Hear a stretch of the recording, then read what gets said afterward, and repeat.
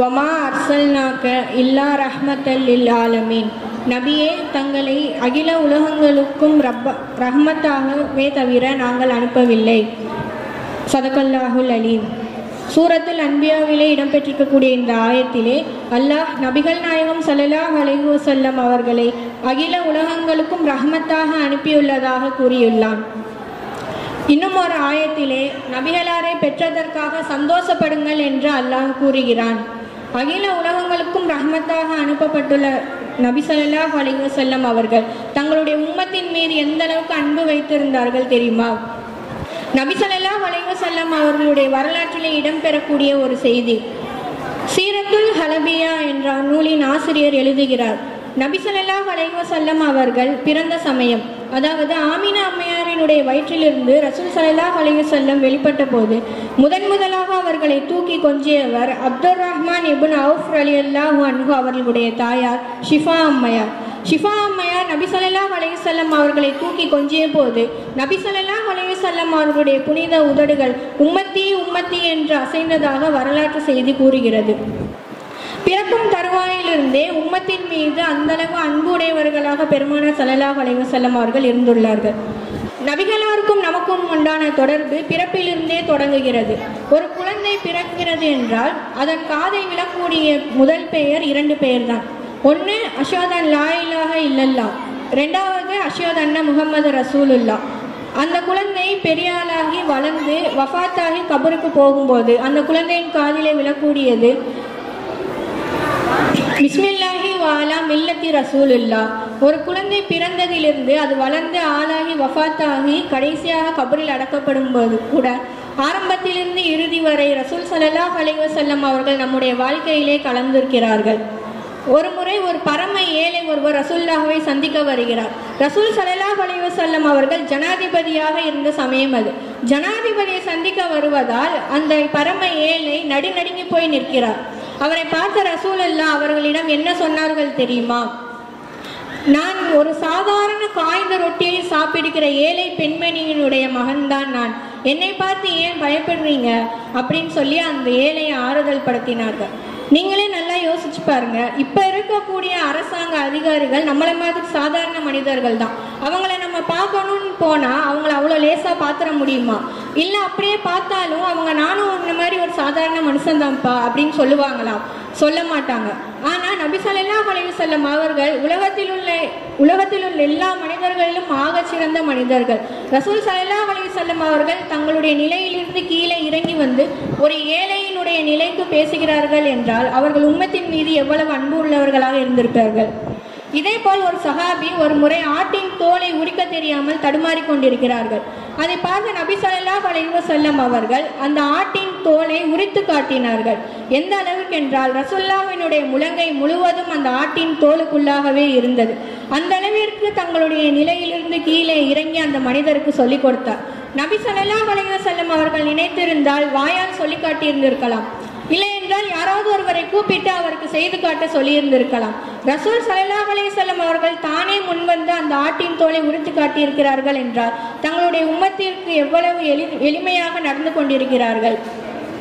நபி ஸல்லல்லாஹு அலைஹி வஸல்லம் அவர்கள் மிஹராஜ் பயணம் சென்றது நம்ம எல்லாரும் அறிந்ததே. மிஹராஜ் பயணத்தில் நபி ஸல்லல்லாஹு அலைஹி வஸல்லம் அவர்கள் அல்லாஹ்விடத்திலே மிக நெருக்கமாக பேசினார்கள். அதோடு திரும்பி விட்டார்களா? இல்லை. யா அல்லாஹ், நான் உன்கிட்ட பேசிட்டேன், என்னுடைய உம்மத்து உன் கூட பேசுறதுக்கு ஒரு வாய்ப்பை தரமாட்டியான்னு கேட்டாங்க. அல்லாஹ் தொழுகையை பரிசா கொடுத்தான். இப்படி பிறந்ததிலிருந்து வாழும் போது மிஹராஜ் பயணத்தில் மட்டுமல்ல, ரசூலுல்லாஹ்வினுடைய வஃபாத்திலும் இது தொடர்ந்தது.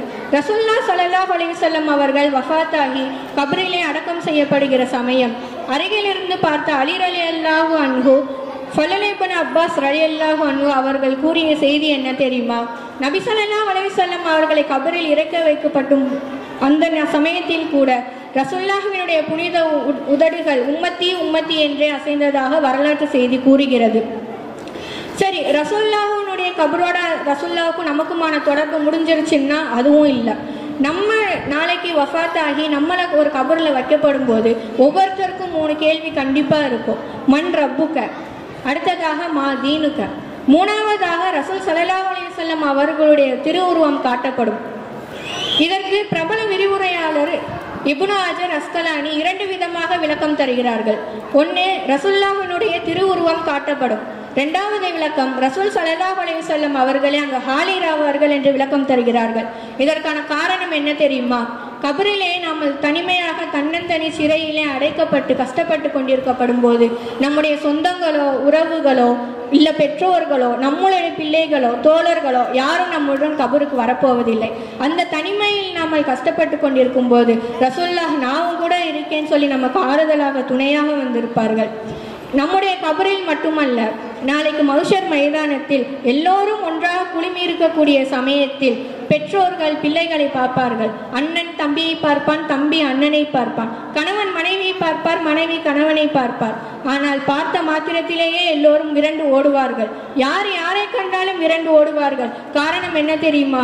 எங்க நம்ம அவங்க கூட பேச போய் நம்ம நன்மையை அவங்க கேட்டுட்டா என்ன பண்றதுங்கிற பயத்துல விரண்டு ஓடுவாங்க. அந்த சமயத்திலும் கூட ரசூல் ஸல்லல்லாஹு அலைஹி வஸல்லம் அவர்கள் தான் என்னுடைய உம்மத்தி என்று நம்மளை தேடுவார்கள். அந்த அளவிற்கு நம்முடைய உம்மத்தின் மீது மிகவும் பாசமாக இருந்தார்கள். ஒரு சஹாபி நபி ஸல்லல்லாஹு அலைஹி வஸல்லம் அவர்களிடம் கேட்டார்கள், யா ரசூலல்லாஹ், அந்த சமயத்திலே நாங்கள் உங்களை எங்கே காண்பது என்று கேட்டார்கள். நபி ஸல்லல்லாஹு அலைஹி வஸல்லம் அவர்கள் சில அடையாளங்களை கூறினார்கள். அதில் முதலாவதாக, ஒரு மனிதருடைய அமல்கள் மீசான் தட்டிலே அளவிடப்படும் போது அங்கே ரசூலுல்லாஹ் நமக்காக பாதுகாப்பாக இருப்பார்கள். எந்த ஒரு மனிதரும் நரகவாதி என்று தீர்ப்பாகி அவர் நரகத்திற்கு சென்று விடக்கூடாது என்பதற்காக ரசூலுல்லாஹ் நம்மை பாதுகாப்பார்கள். ஒரு மனிதருடைய அமல்கள் அங்கே நிறுக்கப்படும். அவருடைய தீமை தட்டு கணத்து அவர் நரகவாதி என்று தீர்ப்பளிக்க போகிற சமயத்துல ஒரு மனிதர் வருவார். ஒரு துண்டு சீட்டை அந்த மீசான் தராசிலே வைப்பார். உடனே நன்மை தட்டு கணத்து அவர் நன்மையாளர் என்று தீர்ப்பாகும். அப்ப அந்த நபர் கேட்பாராம், நீங்க யாருன்னே எனக்கு தெரியலையே, இவ்வளவு பெரிய உதவி செஞ்சிருக்கீங்களேன்னு சொல்லும் போது அந்த மனிதர் சொல்லுவாராம், நான் தான் முஹம்மது ரசூலுல்லாஹ், நான் அந்த துண்டு சீட்டிலே வைத்தது நீ என் மீது மஹபத்தோடு ஓதிய ஸலவாத் என்று கூறுவார்களாம். அடுத்ததாக, ஹவுலுல் கௌசர் தடாகத்திலே நீர்வாரி கொடுத்து கொண்டிருப்பேன், அங்கே நீங்கள் எங்களை காணலாம் என்று கூறினார்கள். மஹ்ஷருடைய வெப்பத்திலே அனைத்து மக்களும் தாவிச்சு தடுமாறி கொண்டிருக்கும் போது ரசூல் ஸல்லல்லாஹு அலைஹி வஸல்லம் அவர்கள் ஹவுலுல் கௌசர் தடாகத்தில் இருந்து நமக்காக நீர்வாரி கொடுத்து கொண்டிருப்பார்கள். மூன்றாவதாக, சிராத்தல் முஸ்தகீம் பாலத்தை கடக்கும் போது அங்கேயும் நமக்காக ரப்பே என்னுடைய உம்மத்தை காப்பாத்து, ரப்பே என்னுடைய உம்மத்தை காப்பாத்து என்று நமக்காக அழுது கெஞ்சி கொண்டு இருப்பார்கள் என்று நபி ஸல்லல்லாஹு அலைஹி வஸல்லம் அவர்கள் கூறினார்கள். ரசூலுல்லாஹுடைய உம்மத்திலே கடைசி ஒருவர் கூட நரகத்திற்கு சென்றுவிடக்கூடாது என்பதற்காக ரசூல் ஸல்லல்லாஹு அலைஹி வஸல்லம் நமக்கு பாதுகாப்பாக அங்கே இருந்து ரப்பிடத்தில் கெஞ்சிக்கொண்டே இருப்பார்கள் என்றால் நபி ஸல்லல்லாஹு அலைஹி வஸல்லம் அவர்கள் நம் மீது எந்த அளவிற்கு அன்பு வைத்திருந்திருப்பார்கள். ஒரு முறை நபி ஸல்லல்லாஹு அலைஹி வஸல்லம் அவர்கள் துஆ செய்து கொண்டிருக்கும் போது ஆயிஷா ரலியல்லாஹு அன்ஹா அவர்கள் கேட்கிறார்கள், நபி ஸல்லல்லாஹு அலைஹி வஸல்லம் அவர்கள் ஆயிஷா ரலியல்லாஹு அன்ஹா அவர்களுடைய பேரை சொல்லி அவர்கள் பாவங்கள் மன்னிக்கப்படுவதற்காக துஆ செய்கிறார்கள். ஆயிஷா அம்மையாருக்கோ அவ்வளவு சந்தோஷம், ரசூலுல்லாஹ் என்னுடைய பேரை சொல்லி என்னுடைய பாவத்திற்காக மன்னிப்பு கேட்கிறார்களே என்று அவர்கள் சந்தோஷத்தில் சிரித்து கொண்டிருக்கிறார்கள். அதை பார்த்த நபி ஸல்லல்லாஹு அலைஹி வஸல்லம் அவர்கள் கேட்கிறார்கள், ஆயிஷாவே, உங்களை சிரிக்க வைத்தது எது அப்படின்னு கேட்கும்போது ஆயிஷா ரலியல்லாஹு அன்ஹா சொன்னாங்க, யா ரசூலல்லாஹ், நீங்க எனக்காக என்னுடைய பாவம் மன்னிக்கப்படணும் எனக்கு துஆ செஞ்சீங்களே, அந்த சந்தோஷத்துல தான் நான் சிரிக்கிறேன் அப்படின்னு சொன்னாங்க. அப்ப ரசூலுல்லாஹ் என்ன பதில் சொன்னாங்க தெரியுமா? ஆயிஷாவே, உங்களுக்கு ஒரு துஆ, ஆனா ஒவ்வொரு தொழுகைக்கு பின்னாடும் ஒவ்வொரு வக்திலும் என்னுடைய உம்மத்துக்காக நான் துஆ செய்து கொண்டிருக்கிறேன் என்று கூறினார்கள்.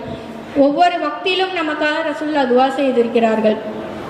குடும்பத்தை விட உம்மத்தின் மீது அவ்வளவு பிரியம் வைத்திருக்கிறார்கள் ரசூலுல்லாஹ். அவருடைய வார்த்தையை பிரியம் என்ற ஒற்றை சொல்லில் அடக்கிவிட முடியுமா? இல்லை நபி ஸல்லல்லாஹு அலைஹி வஸல்லம் அவர்கள் நம் மீது வைத்திருந்த அன்பை அளந்துதான் பார்க்க முடியுமா? இவ்வளவு நமக்காக பாடுபட்ட நபி ஸல்லல்லாஹு அலைஹி வஸல்லம் அவர்களுக்கு பிரதியாக நாம் என்ன செய்தோம்? இதை நம் அனைவரும் தங்களுக்கு தானே கேட்டுக்கொள்ள வேண்டிய கட்டாயத்தில் இருக்கிறோம். அல்லாஹ் குர்ஆனில் கூறினாலே, நபி ஸல்லல்லாஹு அலைஹி வஸல்லம் அவர்களை பெற்றதற்காக சந்தோஷப்படுங்கள் என்று. நம்முடைய சந்தோஷத்தை எப்படி வெளிப்படுத்த வேண்டும்? ஏழைகளுக்கு உணவளித்து ஏழைகளை ஆதரிக்கலாம், அல்லது ரசூல் ஸல்லல்லாஹு அலைஹி வஸல்லம் அவர்கள் மீது மஹப்பத்தோடு அதிகம் ஸலவாத் ஓதலாம். நபி ஸல்லல்லாஹு அலைஹி வஸல்லம் அவர்களை பற்றி மற்றவர்களுக்கு எடுத்து கூறலாம். இல்லை என்றால் நபி ஸல்லல்லாஹு அலைஹி வஸல்லம் அவர்களுடைய சுன்னத்துக்கள் ஏராளமாக இருக்கிறது, அதில் ஒன்றை கடைபிடிக்கலாம். சுன்னத்துக்கள் என்றாலே சாதாரணமாக நினைத்து விடக்கூடாது. சுன்னத்துக்களை பின்பற்றுவதால் நபி ஸல்லல்லாஹு அலைஹி வஸல்லம் அவர்களுடைய பிரியம் மட்டுமல்ல, ரப்புடைய பிரியமும் கிடைக்கிறது. அல்லாஹ் குர்ஆனிலே கூறுகிறான், நபியே நீங்கள் சொல்வீராக, நீங்கள் அல்லாஹ்வின் மீது பிரியம் கொண்டவர்களாக இருந்தால் நீங்கள் என்னை பின்பற்றுங்கள். என்று நபியே நீங்கள் சொல்வீராக என்று அல்லாஹ் குர்ஆனிலே கூறுகிறான். நபி ஸல்லல்லாஹு அலைஹி வஸல்லம் அவர்களை பின்பற்றுவதால் நமக்கு 2 பலன்கள் கிடைக்கிறது. ஒன்று, ரப்புடைய பிரியம் கிடைக்கிறது. 2வது, அல்லாஹ் நம்முடைய பாவங்கள் எல்லாத்தையும் மன்னிக்கிறான். ரசூலுல்லாஹ்வினுடைய சாயல் ஒரு முஃமினிடத்தில் தெரிந்தால் அல்லாஹ் அந்த முஃமினை ரசித்து ரசித்து பார்க்கிறானாம். இந்த முஃமினுடைய நடையிலே என் ஹபீபின் சாயல் தெரிகிறது, இந்த முஃமினுடைய உருவத்திலே என் ஹபீபுடைய சாயல் தெரிகிறது என்று அல்லாஹ் ரசித்து ரசித்து பார்க்கிறானாம் அந்த முஃமினை. இன்னும் நாம் ஒரு அமல் செய்யக்கூடிய சமயத்திலே சுன்னத்துக்களை பின்பற்றி அமல் செய்தால் அந்த அமலுக்கு மலக்குமார்கள் சுன்னத்து முத்திரை குத்தி அல்லாஹ்வின் சமூகத்திலே சமர்ப்பிக்கிறார்கள். சாதாரணமாக நாம் ஒரு நகையை வாங்குவதாக இருந்தால் கூட 916 ஹால்மார்க்காக இருந்தால் மட்டும்தான் வாங்குவோம். ஹால்மார்க் இல்லாத நகைக்கும் ஹால்மார்க் உள்ள நகைக்கும் எந்த அளவுக்கு வித்தியாசம் இருக்கோ அதே அளவு வித்தியாசம் தான் சுன்னத்தை பின்பற்றாமல் செய்த அமலுக்கும் சுன்னத்தை பின்பற்றி செய்த அமலுக்கும். சுன்னத்தை பின்பற்றி செய்த அமல்கள் உடனே அங்கீகரிக்கப்படும், அந்த அளவுக்கு மகத்துவமானது. ரசூலுல்லாஹ் காலத்தில் சஹாபாக்கள் அனைவரும் ரசூலுல்லாஹ்வை எந்த அளவுக்கு பின்பற்றினார்கள் தெரியுமா? ஒரு சபையிலே ரசூலுல்லாஹும் சஹாபாக்களும் அமர்ந்திருந்தால் அனைவருடைய உருவ ஒற்றுமையும் அப்படியே இருக்குமாம். அனைவருடைய தலைமுடியும் தாடியும் அவர்களுடைய செயல்களும் ஒருமித்ததாக இருக்குமாம். அந்த அளவுக்கு ரசூலுல்லாஹ்வை பின்பற்றினார்கள். மதீனாவிலே 73 பேர் புதிதாக இஸ்லாமை ஏற்றிருந்த சமயம் ரசூலுல்லாஹ்வை முன்னாடி காணாமல் அப்பொழுதுதான் பார்ப்பதற்காக காத்திருக்கிறார்கள். ரசூலுல்லாஹும் அபூபக்கர் ரலியல்லாஹு அன்ஹு வருகிறார்கள். இருவரில் யார் ரசூலுல்லாஹ் என்ற அளவுக்கு அவர்களிடையே குழப்பம் ஏற்படுகிறது. ஏனென்றால் அபூபக்கர் சித்திக் ரலியல்லாஹு அன்ஹு அவர்களுடைய நடை, உடை, பாவனை அனைத்தும் ரசூலுல்லாஹ்வுடைய சாயலிலேயே இருந்தது. அந்த அளவிற்கு ரசூலுல்லாஹ்வை அவர்கள் பின்பற்றினார்கள். இறுதியாக அவர்தான் ரசூலுல்லாஹ் என்று குழம்பக்கூடிய அளவுக்கு அந்த 73 பேருக்கும் குழப்பமாகிவிட்டது. இன்னொரு சஹாபி, அவருடைய பெயர் ஹபசி. அவர் ஒரு நீக்ரோ சஹாபி. அவருக்கு சாதாரணமான தலைமுடி இல்லாமல் சுருண்டதாக இருக்குமா. நபி ஸல்லல்லாஹு அலைஹி வஸல்லம் அவர்கள் நடுவிலே வாங்க எடுத்து சீவியதை பார்த்து எல்லா சஹாபிகளும் அதே மாதிரி சீவினார்களா. ஆனால் அந்த நீக்ரோ சஹாபி அவர்களால் மட்டும் அப்படி சீவ முடியவில்லையா. அதற்காக அவர்கள் என்ன செய்தார்கள் தெரியுமா? ஒரு இரும்பு கம்பியை பழுக்க காய வைத்து தனது உச்சந்தலையிலே சூடு வைத்து கொண்டார்களாம். காரணம் என்ன தெரியுமா? சூடு வைத்த இடத்திலே காயம் உண்டாகும், அது தழும்பாக மாறும், அந்த தழும்பிலே முடி முளைக்காது. அப்பொழுது ரசூலுல்லாஹ் வகிடெடுத்தது போலவே அவர்கள் தலையிலும் ஒரு தழும்பு இருக்கும் என்று. இன்னொரு சஹாபி ரசூலுல்லாஹ்வுக்கு போரில் எந்த பல் உடைந்தது என்று தெரியாமல் ஒவ்வொரு பல்லாக உடைத்து கொண்டார்கள் தெரியுமா? அவர்களெல்லாம் ரசூலுல்லாஹ் அப்படி செய்ய சொன்னார்களா? இல்லை, ரசூலுல்லாஹ்வின் மீது கொண்ட மஹபத்தால் அவர்கள் அப்படி செய்து கொண்டார்கள். ஒரு முஃமினுடைய உருவத்திலும் அவர்களுடைய செயல்பாடுகளிலும் ரசூலுல்லாஹ்வினுடைய சாயல் தெரிந்தால் அல்லாஹ் அவர்களுக்கு நரக நெருப்பை ஹராமாக்குகிறான். இன்ஷா அல்லாஹ் நாமளும் ரசூலுல்லாஹ்வினுடைய சுன்னத்தை பின்பற்றி வாழ அல்லாஹ் தௌஃபீக் செய்வானாக. நமக்கும் நரக நெருப்பை அல்லாஹ் ஹராமாக்குவான்.